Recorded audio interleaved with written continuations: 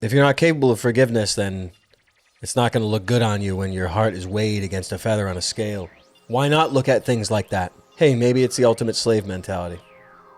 That's just the final boss you're going to have to be facing for the rest of your life.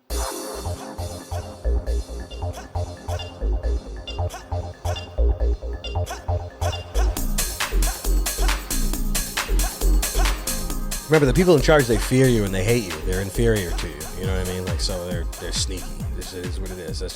That's life. You know what I mean? Life in the fast lane. When you're so feared, mortal fear, piss pants, fear, you can be sure that you have capabilities. You can be sure that you have value and worth and destiny and birthright.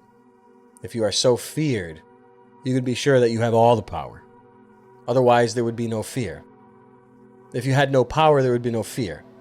Fear of you. What else is there besides prayer and fasting, I ask myself, because other than that, unless you are imbued with supreme intelligence that can proactively reprogram, then you're going to be working with a lot of stuff that is invisible. I mean, you guys understand this. Here's how I would put forth a way to interpret it in a way to shake yourself out of whatever box you've nailed yourself into. You cannot let the bastards grind you down, and you cannot let the devil win. Therefore, being a casual, suffering severe injuries and sabotage and birthright robbing in a spiritual war during these times is, looking at it that way, is something that will allow you to sort of disassociate from it, I guess you could say. You're going to have to trigger yourself.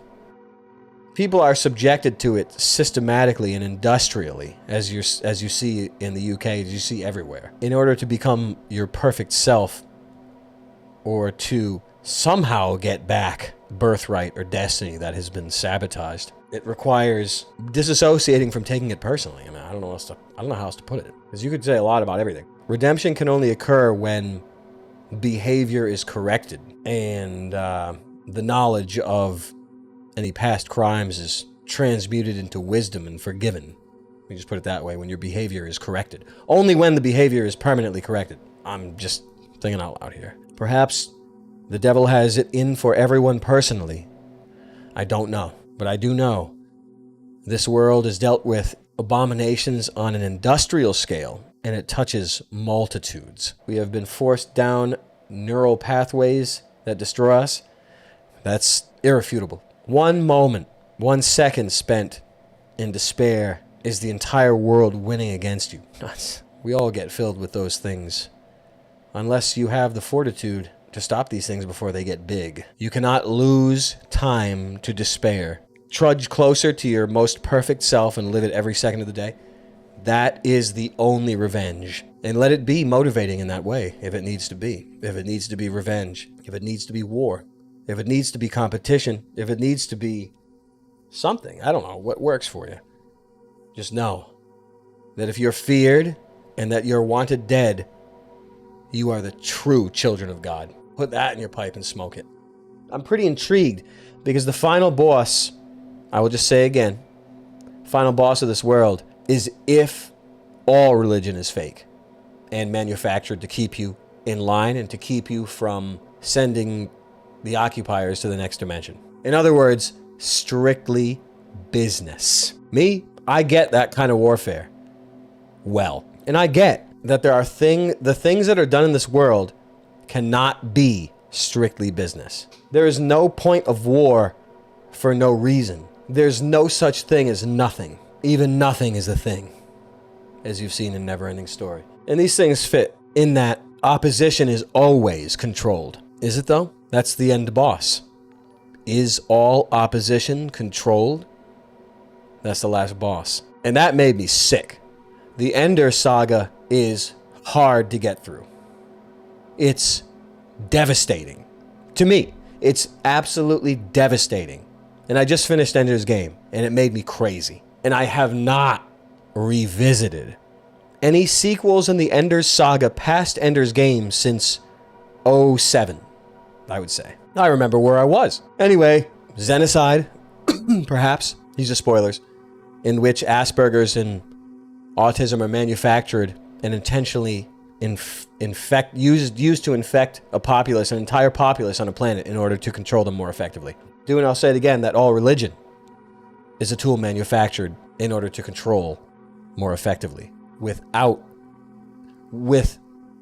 a mitigation of violence. That's the end game of this world. Now, I will say no to that, and I would put forth that Kabbalah and its Babylonian variants is the religion being referred to in order to control the rulers. That is the real manufactured religion. I would put forth that that is the one properly referred to. Kabbalah seems to me the technology whereby the rulers are deceived, just as the press is the engine whereby the people are deceived. The wisdom that we have from the ages, and most recently that I can recall from C.S. Lewis and that hideous strength. You could also say, did Jesus Christ replace Yahweh when he apotheosized? You can assume that ancient gods are fallen angels. You can assume the pantheon of Sumeria and everywhere, Greece, Nimrod, etc.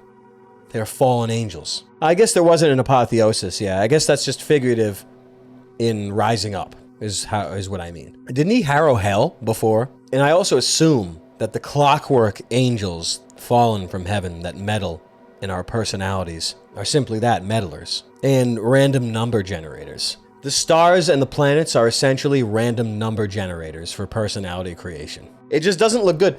If you look at it like that, it doesn't look good for things not being completely manufactured on this planet, on this realm. So anyway, excuse me, you think Vietnam was bad. You think the Great War was bad, or the war against the axis of evil was bad, or any war at all. Just take a look around right now, where you are, right now, and you will find the war is much more intense where you are, but you just can't tell.